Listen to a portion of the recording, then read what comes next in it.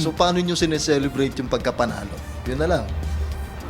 Actually, hindi pa namin talaga na-celebrate yung mga panalo namin.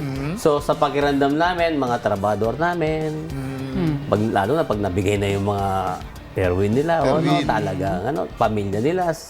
Actually, kanya-kanyang celebration eh. So, Hiwa-hiwalay na. Kasi Mag-celebrate ka dyan, mag-celebrate ka dito, mas matindi pa nga ako mag-celebrate dito. yung mga handler namin na sila handler. Sila nagse-celebrate isang linggo. Pag-champion yan, ha? Kami naman yung hindi matawaran, hindi maipinta yung saya namin. Saya. Sobrang saya, lalo na kung ikaw mismo yung nag-breed ng mga manok, ikaw yung gumawa, kayo yung nagtimpla, ikaw yung naganda. Tapos nandun ka pa. Singit ko lang, boss, lalo na nung July 6, nung face-off natin. Lahat, yung anim, ikaw nagbitaw, di ba? Oo. Champion, solid champion din yun. Iba yung aura mo dun eh. Actually, ilang win ka nun? Simula. Nagsimula nun bago kami mag-champion sa Pangasinan naman.